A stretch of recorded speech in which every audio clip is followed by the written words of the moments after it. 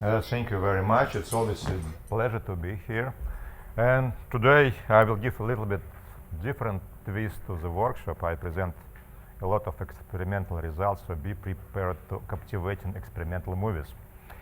It's research I will show you contains three components: experiment, theory, and large-scale simulations. And I should thank a lot of my collaborators. First of all, Andrei Sokolov, who was my PhD student, and now he is postdoc in Princeton and Jan Kuzin's group, and greatly benefited from actually work of two gifted PhD students from Math Department, Penn State University, Brian Hines and Sean Ryan, and Dmitry Karpiev from Computer Science Department of Argonne, and Professor Leonid Berlin from Penn State. We have a number of publications. I think this work now is quite known, including PRL, a Physical Review, and recently Proceedings of National Academy of Science. This is the outline of my talk. I will start with description of experiment. I think it's important to understand what we really did, and review briefly collective behavior in active fluids or suspension of microorganisms. Michael Shelley will talk more about it tomorrow. And then I present theory, which we first we developed analytical theory for dilute suspensions, and recently, actually this summer, we began with large-scale simulations using GPU computing and analytically derived hydrodynamic interactions, effects of hydrodynamic interactions between bacteria. As probably motivation to my talk was this remarkable phenomena, self-organization in nature, when organisms, living organisms, spontaneously form herds or collectively moving states without a well-defined leader. You see this sheep running behind, actually not behind, just spontaneously form the herd and running forward. You can think there is some rudimentary intellect among sheep, but you somewhat see similar phenomena in this locust arena, when you have a lot of hungry locusts that spontaneously form this running state when most of the locusts move in the same direction. Or you see even on this on smaller scale, you can see similar rotating states or vortices, whirls. On subcellular level, for example, this microtubules interacting with molecular motors, they form this coherently rotating vortex. And we can argue that maybe mechanisms are different, manifestations are different. For example, we don't really know what is the mechanism behind formation of the herd among sheep, but we know for sure that what makes this locust run in the same direction, it happens to be cannibalism. What happens, the locusts are hungry, and when you put them in this locust arena, they want to eat, and what they do, they bite a piece of the locust in front of them. And most of the locusts don't like them, and they try to escape. And the stupid locusts, they don't do that, they eventually got eaten. And after some time, you have this collective state of locusts running in the same direction. It appears to be very hard to do experiments with big species like elephants, fish, human. So we decided to do experiments with bacteria, which are much smaller creatures. And I'm not a biologist, and I'm a physicist, and as physicist I can ask a number of questions which I believe are fundamental to some part of scientific community, namely what is the nature of collective motion with the increase of concentration of animals. And it seems to be a decent question, looks like phase transition. And what is the role of long-range interactions against compared to short-range collisions? For example, these locusts collide physically, but also there is some long-range interactions. They smell, they see their brothers, and they adjust the role accordingly. And recently we began to look at actually quite interesting phenomena, namely effect of activity on rheology and material property of the media, and happens to be quite non-trivial effect. Okay, I told you that we are working with bacteria, and they're quite remarkable self-propelled particles, and specifically we work with this swimming species, aerobic bacteria Bacillus subtilis, which you can find everywhere, I believe in this room as well. They are harmless, but they're quite remarkable. They have lengths of the order of 5 microns only, and the diameter about 1 micron. And if they leave them alone, and they swim pretty fast, about 20 microns per second, which is about 4 times of the body length per second, which is quite a lot. If you compare to human, it would be a lot. And they live, as was mentioned, I believe yesterday, they live in the world of very low Reynolds number. Reynolds number is 10 minus 4 for individual species. So they can be described by the Stokes equation. But what is really unusual, so if you bring these bacteria together and increase their concentration, all of a sudden they start to swim much faster. In collective state, when concentration above certain critical concentration, they swim as fast as 100 microns per second. And if you compare it to human, if they would have our size, like 2 meters roughly, they would be much faster than express trains. They're remarkable swimmers. In order to swim, they need a lot of oxygen, like humans. They need to breathe. And each second they consume about 1 million of oxygen molecules. So if you deprive them of oxygen, they go into sleep. And for some reason, they're called pushers. I will explain why.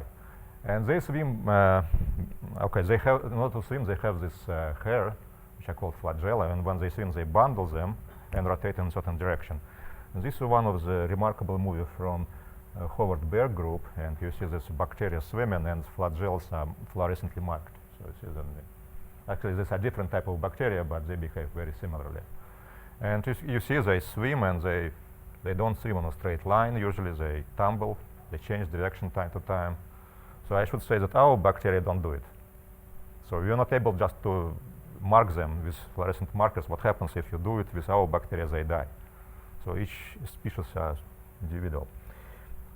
And we also did some experiments with different type of microorganisms. Actually, Ray Goldstein from Cambridge did a lot of really great work on this kind of microorganisms, motile alga. It's called Chlamydomonas reinhardti. They're a little bit bigger than bacteria. They're about 10 microns in diameter. And they swim by beating of 2 flagella, not that many as bacteria. And they also swim pretty fast. But in contrast to bacteria, they're highly asocial animals. They don't develop any kind of collective behavior, at least to the best of my knowledge. So you see that's what we saw in our lab. They move pretty much like a gas of particles. They collide randomly. And they're also quite aggressive. You see they attack this small animal, and after some interaction with neighbors, it loses its flagella. And let me describe 2 primary type of behaviors which are relevant for my presentation. Of course, these are very complicated particles. They're biological species, of course. But what is important for us is following that. In dilute concentration, dilute suspension, so when you have just few bacteria and they really don't feel each other, they pretty much swim on a straight line. And if they collide with their neighbors, they behave like inelastic particles. You see these are 2 bacteria, they swim together, they collide, and they swim together. And kinetic theory, you probably would call it like inelastic collision. So this bacteria in dilute concentration, they show inelastic collisions. Also, because they need a lot of oxygen, they like to swim to the surface. If you put them in a jar with water, they would swim to the surface, because they actually, there is some kind of chemataxis, they feel oxygen gradient. So it will accumulate at the surface. And also, this chemataxis makes these experiments, which I'll present, very difficult, because we would like to do experiments with uniform suspension. So you have to take care of oxygens, make sure that there is no pronounced oxygen gradient. So if you increase concentration of bacteria, there is a transition to collective swimming state. I don't know how much you can see from this movie, but what you see, that it's much higher concentration than in previous movie. And each bacterium, you can see like this gray short stripe. And I don't see if you see red arrows. That's a direction of the flow, which we extract from the motion of bacteria. So if you increase concentration of bacteria, they start to swim collectively. And what you can see, I don't probably see much from this, sorry about this. But you see that there are large-scale structures formed spontaneously. And the scale of these structures exceeds the size of individual bacterium, at least by the order of magnitude. So there is a well-defined transition to collective swimming. And was a lot of research in this field, analytical and experimental. And what was established that the primary origin for this collective swimming is not chemotaxis, like for swarming bacteria on the surface, but mostly hydrodynamic interaction. So when bacteria swim, they entrain fluid, and this fluid entrained by one bacterium affects other bacterium. In this way, collective state emerges. And Michael Shelley, I will believe, talk more about it tomorrow, right? What is also interesting is that if you look at velocity distribution of bacteria in this collective state, it's strongly non-Maxwellian. So if you measure this probability distribution function from experiment, you find out that it's very different from Gaussian distribution, and it has overpopulated tails. As you can see here, this is experiment for different concentration, and you see strong difference from Maxwellian distribution, which is shown. I think this is not right. So the red line is Maxwellian distribution, and what we measure experimentally is looks like stretch exponential.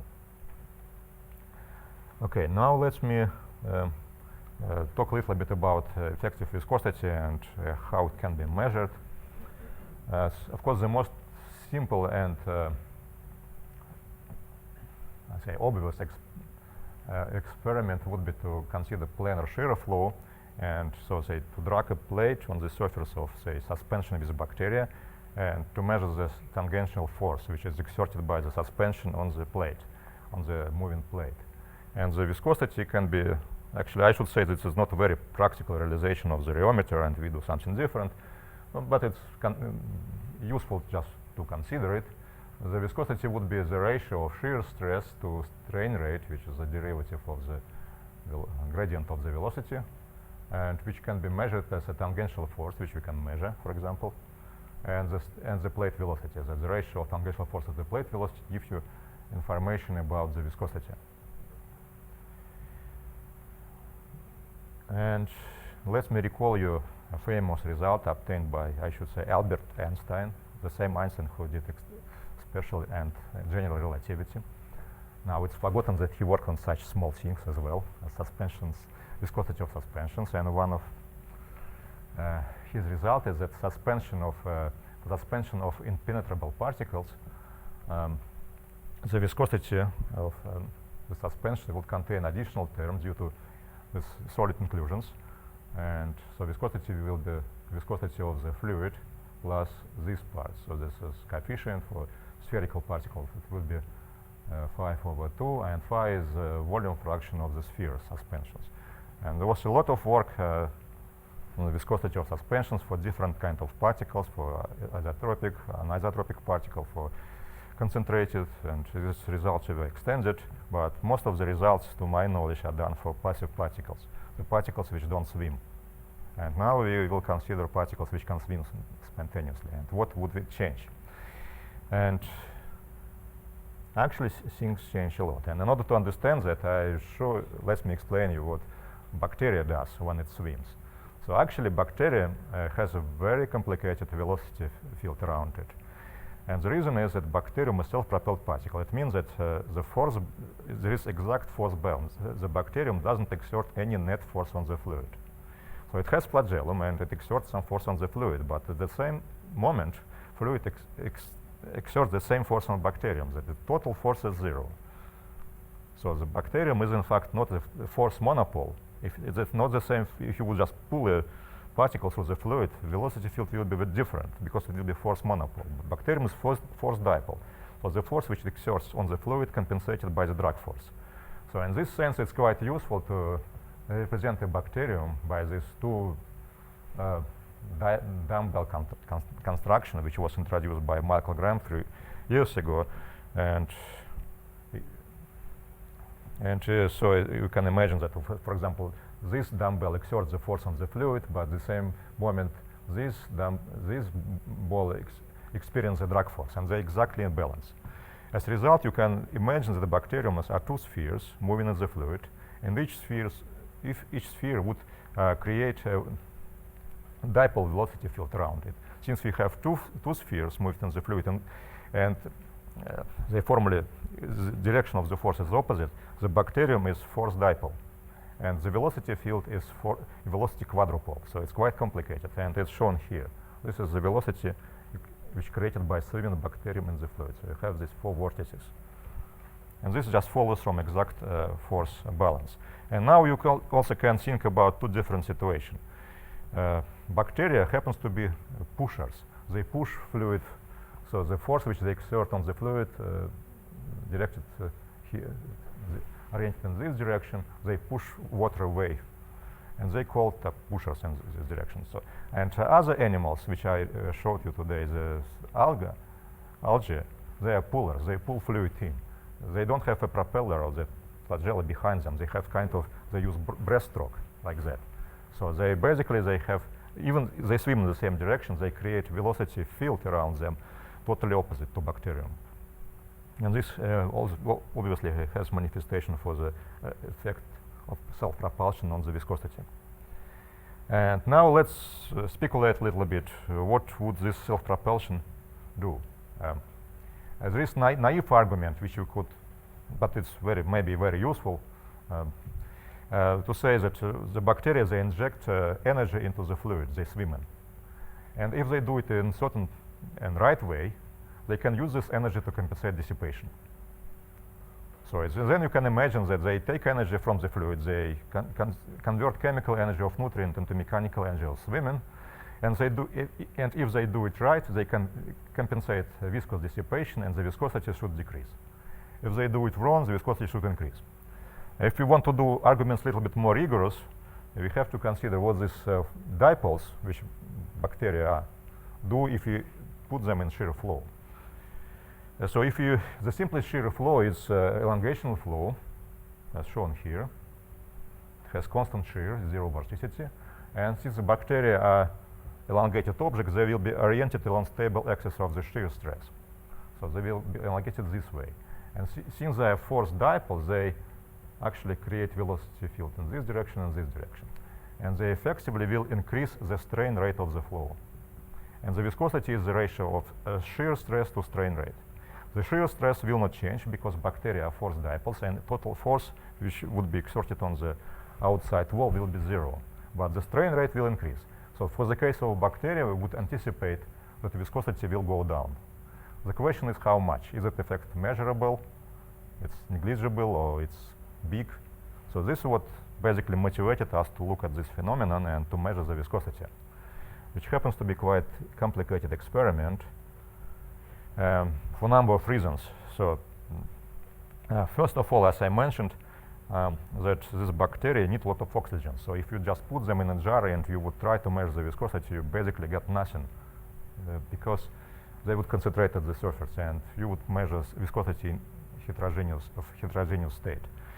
So we built this contraption thanks to Andrei Sokolov, which this construction allowed us to do experiment in freestanding fluid films. So basically, we can create very thin films, standing just like soap films, standing in the air, which are fully permeable to oxygen. So we can take care of the oxygen gradient. And we can do these films of control thickness, and we also can do experiment with control concentration of bacteria, which was very hard. Let me illustrate this to give you an idea. So we have 2 pairs of stretched wires, and using this screw, we can stretch them. We place, I can play it again, we place a droplet containing suspension of bacteria between these 4 pairs of wires, and then we stretch it with the screws, and we can control the thickness of the film. And the film stays in the air, so oxygen permeates freely. We also can change the atmosphere in this experiment. We place this contraption into a small gas chamber, and we can replace oxygen with nitrogen. And this way we can stop swimming, or we can control the velocity of swimming. This was also very useful. And in order to do this rheology experiment, viscosity experiment, we modified this contraption, and we did 2 experiments. I think for some reason we did 2 experiments. As I mentioned, it's very difficult to do standard rheology experiments. If you put this suspension to rheometer, you will just see nothing because bacteria die. So what we did is the following. So we prepared a film of control concentration containing suspension of bacteria, and then we actually design a micromanipulator, as you can see here. And this micromanipulator was able to excite the big vortex in this film just by moving in a certain direction. And then we switch off this excitation and we measured the decay time of the vortex. And the decay time of the vortex certainly is determined by the viscosity of the suspension. And from the decay time, we were able to extract the viscosity. And these experiments we did in for different concentration of bacteria. So we developed a technique how to do it. I can tell we have an invention. And for different atmosphere, we can control concentration of oxygen, and this way control the activity of bacteria. And we have a number of publications. Okay, so in order to measure viscosity of bacteria or velocity of bacteria, it's also quite difficult, so it's very hard to do. You saw these small creatures, very hard to follow. Instead of measuring the speed of bacteria, we measured speed of fluorescent markers which are attached to bacteria. This is much easier to do for experimental reasons. And we actually calibrated the velocity of bacteria as velocity of fluorescent markers which are attached to them. So this way we have a pretty good handle what is going on in the system. Okay, let me show a couple of representative experimental results. The first movie shows decay of the big vortex which we created by this rotating moving probe in the situation with living bacteria. And you see that we moved the system, moved the probe, and then it's, oops, let's try. I can play it again. It takes about 7 seconds for the system to come into complete rest.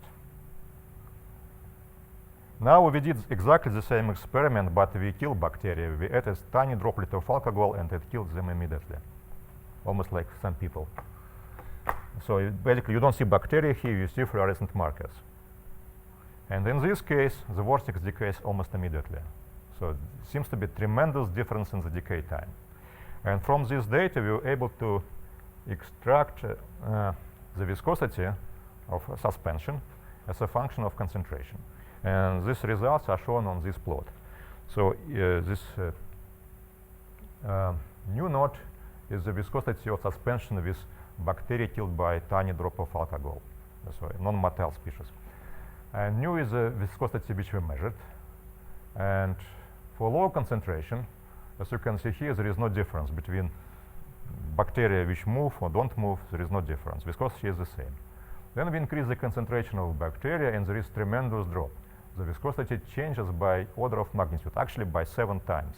And this is enormous effect. So addition of bacteria to the fluid makes it less viscous by the order of magnitude. And then if you increase concentration even further, that viscosity goes up again. And this concentration actually corresponds to the onset of collective motion. And actually this concentration is very low. So we're not working with closed packed concentration. Let me give you some ideas. This would correspond to about 2% of filling fraction. Actually, it's still very dilute suspension. And even this small amount of bacteria reduce viscosity by the factor of 7. So this is because they inject a lot of energy. They are really remarkable swimmers. They help fluid to flow. And then at this concentration, which is about like 6–7% of volume fraction, there is upturn in the dependence. Viscosity goes up again. And we believe a number of things happening. First of all, we have too many bacteria and they start to obstruct each other. So there is some kind of jamming effect, which certainly contributes to this phenomenon. There is also some, we're working with living creatures and they do something. When you increase concentration to this high number, they start to realize that the life is not as beautiful as it used to be. Namely, they deplete food very fast and they secrete a lot of waste. And this, I believe, was the second reason why we have this upturn in the dependence. So basically, they start to slow down and they start to form biofilm. So this experiment actually indicated that there is tremendous drop in the viscosity. And this experiment is very simple, but we would like to do something a little bit more in the spirit of classical rheology, when you actually measure some torque and some steady state experiment. This is not a steady state experiment, it's time dependent.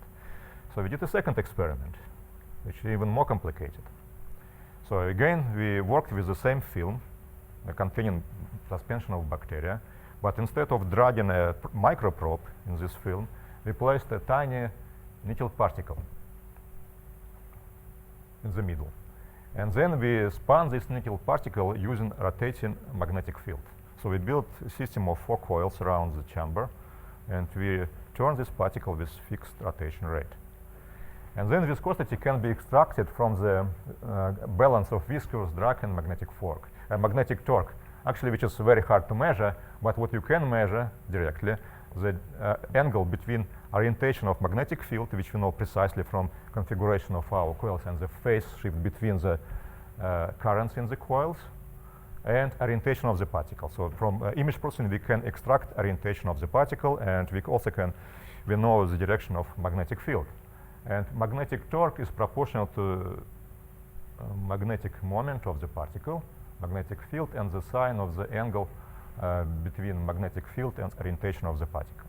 And since in a steady state magnetic torque balances viscous drag, and viscous drag is the viscosity multiplied by rotation rate, so we can extract the viscosity from balance of these two terms. The advantage of this experiment is pretty much steady state, so we can spin it for a long time and accumulate very good statistics. And what you can see from this experiment, I show you one of the movies. So yellow line indicates orientation of magnetic moment of the particle, and this green line is orientation of magnetic field. And in the course of this experiment, we slowly fill the chamber with the nitrogen. And as I mentioned, the nitrogen doesn't kill bacteria right away, but stops them from, so it reduces their swimming speed. And so what you expect that in the course of this experiment, viscosity will increase. And this will be manifested by the increased angle between magnetic field and the particle. And from this angle, we can extract the viscosity as function of swimming speed in this case. And you see that we fill the chamber with the nitrogen, and the angle fluctuates a little bit, but then it starts to increase. And at some moment of time, actually, particle even stops. It can't rotate anymore because viscosity is way too high.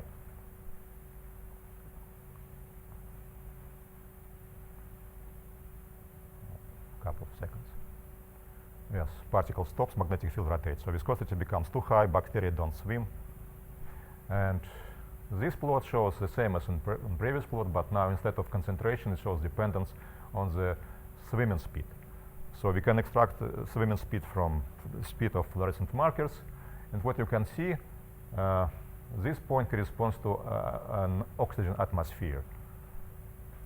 And viscosity is about 7 times smaller than the viscosity of, say, water they swim in. And when we decrease the speed, so we fill the chamber with nitrogen, speed decreases and viscosity increases.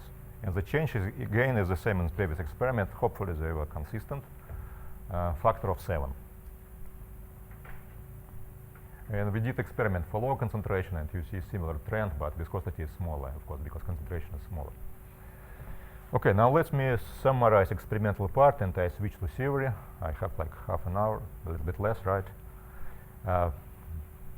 So viscosity of bacterial suspension strongly depends on concentration and swimming speed of bacteria, and viscosity of suspension can be 7 times lower than the viscosity of the same fluid without bacteria or with that bacteria.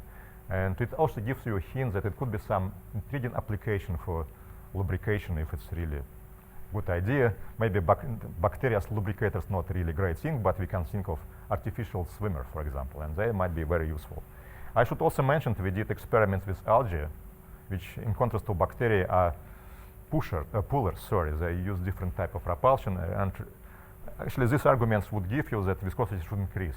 For some reason, it's not quite consistent. I think we still see decrease of viscosity, but very small, almost non-measurable. So we want to redo these experiments again. Now let me switch gear and present experimental results. And first, which we did with Brian Hines and Alan Berland, was a couple of years ago, we extended Einstein's theory for dilute suspensions of non-penetrable particles to the case of self-propelled swimmers. Basically, the same ideas which were used in Einstein's theory are used, applied, but in addition we have self-propulsion. And so we considered a dilute limit and three-dimensional geometry. So we also did this theory in 2 dimensions, but it's sort of not as well defined. And the bacteria modeled are impenetrable prolate ellipsoids, and propulsion modeled by point propulsion force, which is placed at some distance from the body of bacterium. Okay, we considered different types of flow, and it happens to be that the viscosity depends on the type of flow, which is quite annoying. So it's highly non-Newtonian. Of course, we did it in Stokes limit. And what happens to be very important, you have to include tumbling, which is kind of counterintuitive. So we include this bacteria randomly change their direction. And the viscosity is calculated via dissipation rate. And we have a couple of publications in 2008 and 2009. And also I should bring to your attention work by David Santillan, who did similar work for point dipoles. We did our work is for finite size dipoles, for more realistic setting in 2010. Basically obtained similar conclusions. Okay, this is our particle. So we have prolate ellipsoid, impenetrable, and the point force, which represents the flagellum, is placed at some distance from the symmetry center of the ellipsoid. I should mention that this is point force, but total force which acts on the bacterium is 0. It's force dipole. Okay, so if we include random tumbling, which is characterized by certain distribution function, and this shows the velocity created by this individual swing bacterium. It has quadruple structure.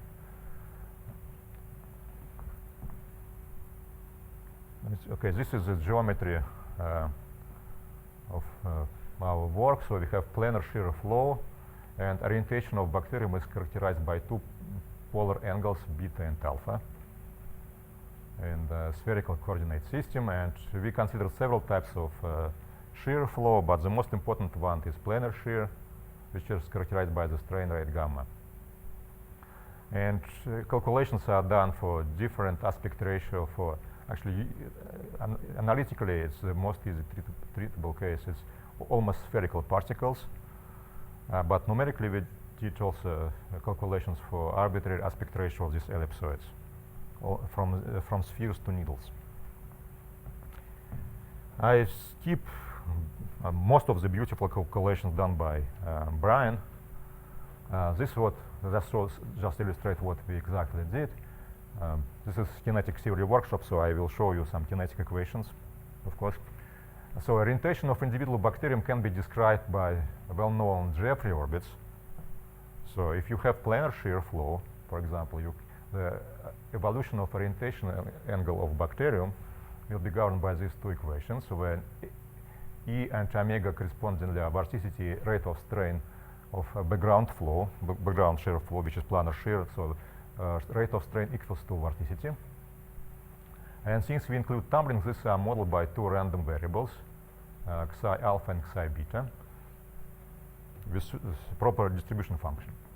And of course, it's unpractical to do these calculations for individual bacteria, so we pass to continuum limit, and we, following Lill and Hinch, we derived Fokker-Planck equation for distribution of orientation of bacteria, where kappa is basically this angular velocity vector which follows from the Jeffrey orbits, and this operator, the diffusion operator, we obtained from random fluctuations which we included in our analysis. And then we did all the analysis. It's very complicated. I just show you the answer. So we calculated the strain rate and the shear stress tensor, and it has a bunch of terms, and all of them are ugly. Some of these terms are known, and some are not. So we have prolate impenetrable ellipsoids. They experience random fluctuations, and they also self-propelled. And there is a bunch of terms, and this term you have essentially for any prolate object, solid object moving in the fluid. And this was derived by Kim and Karila. There is additional contribution to this stress tensor, which is due to random fluctuation of bacteria. And it's a fluctuation part of the tensor, which is also quite complicated. But it's also known and derived by Leland Hinch. And now there is new contribution, which is entirely due to self-propulsion. And this contribution is really very important. So it depends on the propulsion force, which includes this coefficient k, and this is volume fraction. So now if you, this extremely complicated expression, it can be simplified in few limits, and one of the limits is almost spherical particles, and it's quite treatable. So this is effective viscosity which we obtain for almost spherical particles, and it includes strain rate, propulsion force, and the tumbling rate, d. So basically all these quantities are included. And what you can find out that for bacteria, this term always negative, so it decreases the viscosity of the suspension. What is rather frustrating that this thing, so if there is no tumbling, there is no effect, which is kind of counterintuitive. Basically, if there is no tumbling, you have rotation of bacteria in shear flow, and net effect is 0. So if you include tumbling, you break the symmetry in some way, and you of course generate some stochastic stress, but in addition you change the distribution function, and this is what basically contributes to this expression. So without tumbling, if you neglect hydrodynamic interaction between the bacteria, without tumbling there is no viscosity reduction. This is kind of counterintuitive effect, especially in experiment. We practically don't see tumbling. So this was a little bit disturbing, but the answer nevertheless makes sense. So there is viscosity reduction. Also, this limit strain rate goes to 0 is somewhat singular, so you have to take it with certain care. And this is for small non-sphericity. For arbitrary non-sphericity, we solve this equation numerically, Fokker-Planck equation, and but essentially obtain similar result. This is contribution to viscosity. Okay, let's put it like that. It's effective viscosity divided by viscosity of the fluid minus 1. So because of the self-propulsion, we have a large negative contribution to the viscosity. This is done for arbitrary, actually for aspect ratio specific for bacteriobacillus subtils, which we use in our experiment. So we have strong reduction effect, and this also I should mention that the fluid appears to be, once you add bacteria to this fluid, it becomes non-Newtonian, because the viscosity starts to depend on the shear rate. So very relatively large shear rate. How large is a different question, but with the increase of shear rate, this effect is washed out, so it disappears. So you have to shear the system very slow. And also, we can calculate the probability distribution function, which we obtained from Fokker-Planck equation. It has quite interesting form. It has a peak at pi over 4 and 3 pi over 4. So without if without self-propulsion, this peak will move to pi over 2. So there is some kind of observable effect, which is still not done experimentally, but there is interesting prediction that viscosity reduction is associated with the transformation of the distribution function in a certain way. Okay, now let me switch gear again. I have like 10 minutes, and this summer with a very gifted student from Penn State University, we actually did simulations of this system, pretty large-scale simulations. This bacteria are modeled by swimming point dipoles. That's highly simplified model of bacteria, and no tumbling. So I was very uncomfortable all the time with the tumbling idea, so I think it's totally irrelevant. In order to regularize a point dipole, they have infinite velocity when you approach it. So we had to regularize it in some way. So we introduced short-range repulsion, basically to simulate finite size of the particle. The simulations are done in 3-dimensional domain. And in order to get rid of boundary conditions, we use Lee-Edwards boundary conditions in the case of the shear. So if you apply shear, you unfortunately can't apply periodic boundary condition. Basically, Lee-Edwards boundary conditions, they extend periodic boundary condition to the case of the shear, which is, I should say, pain to introduce. And we did pretty large-scale simulations, up to 100,000 particles and more. And simulations are implemented on, actually it's now very popular on graphic processing units. So we built a bunch of these computers in our lab. And they run about 200 times faster than conventional CPUs. So basically, this huge simulation runs on my PC for a couple of hours only. And this basically this allowed us to cover parameter space and investigate the system in great detail. So this is how the equation of motion look like. So this bacteria, basically, they have 6 components which characterize their position and orientation. For the position of bacteria, we use this equation. As V background is the velocity of background flow, which is planar shear. We note basically model self-propulsion, so bacteria are translated in the direction of their unit orientation vector D. And we have to account hydrodynamic interaction between all other bacteria, which is dipole interaction. And also we have to include this short-range repulsion. We have to introduce it, otherwise this dipoles will get on the top of each other and we'll have singularity in our system. And second equation describes evolution of the orientation of bacteria due to background flow, vorticity, and strain rate of the background flow, and correspondingly vorticity and strain rate created by hydrodynamic interaction with other bacteria. Equations are pretty messy, I should say, but you put them in computer and run on these graphic cards, and was quite successful. So viscosity, okay, this is a snapshot of simulations. It's not 100,000 particles. If you put all of them, you will see nothing. So it's only 1,000 particles, but you'll get an idea. So we apply shear along y direction, and you see that some bacteria move this direction, some move this direction. They reappear on this Lee boundary, Lee-Edwards boundary, this proper shift. So and then distribution inside the experimental, the simulation cell is pretty uniform, which is actually very, very useful. We don't need to worry about the effect of the boundaries. And the stress tensor calculated from stress created due to dipoles and these short-range forces. So for the dipoles, there is this well-known expression.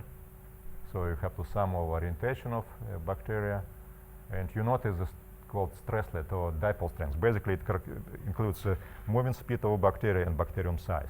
It could be either positive for pushers or negative. Sorry, it's negative for pushers and positive for pullers. And this short-range forces, you can calculate from this expression. You have to multiply the forces and the distance between the particles. So, and then you divide this quantity by the strain rate. And since we have all the components of the stress tensor, you have a little bit more general expression. You have a product of strain rate tensor for the ground flow with the stress tensor divided by the product of strain rate tensor squared, as shown here. Now let me, I'm doing good on time, so I'll show you a few more results. And this is what we obtained from our simulation. This is effective viscosity, which we obtained from simulations for different strain rates as function of concentration of bacteria. And this is experimental result. And actually, the dependence is quite similar, surprisingly. So with the increase of concentration, we have initial decrease of viscosity, and the decrease could be as big as 7 times, depending on the parameters which we put into the model. And then with further increase of concentration, there is upturn. Then when these bacteria become too close to each other, we start to have bigger and bigger contribution from short-range forces, and they will increase the viscosity accordingly. So it is qualitatively now it agrees with our experiment.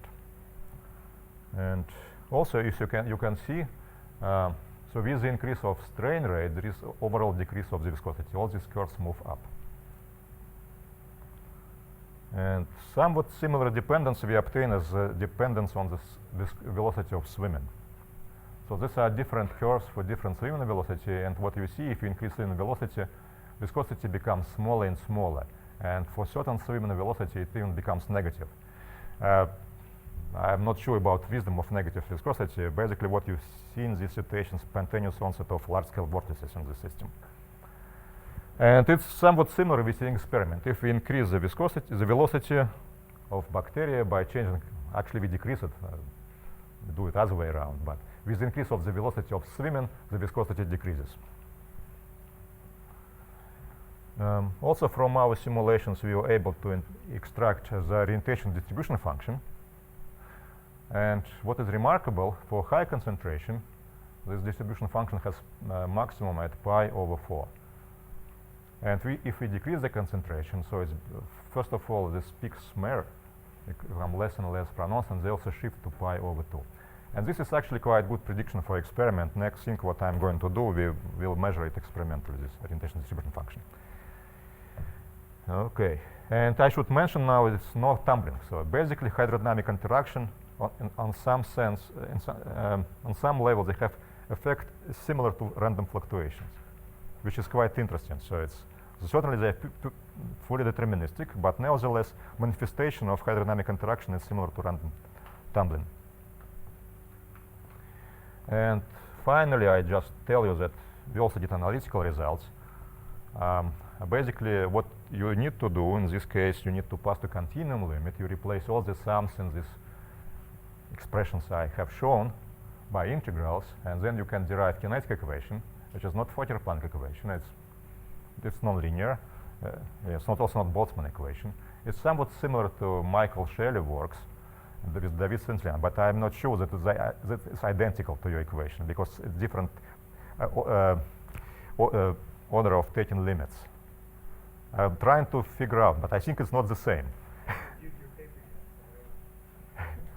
Yes, so, but basically what this, in this limit, they look similar, but they're not the same.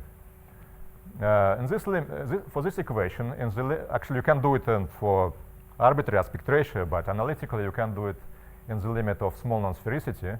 And what you obtain expression for effective viscosity, which includes the stressless force or propulsion force, this non-sphericity, and instead of the noise, what enters there is dispersion of density fluctuations. And in this case, you also obtain decrease of the viscosity for the case of pushers. This work is still in progress. I hopefully will submit the paper next month. Okay, let me conclude. So we obtained extension of analytical results for passive suspension on the case of self-propelled particles. Additional terms we obtained due to self-propulsions, and we have explicit dependence on the parameters of bacteria. Model is, I should say, qualitative agreement with experiment. It needs to be validated. And the result obtained for semi-dilute case, and first attempt to include hydrodynamic interaction is done. Okay, thank you very much.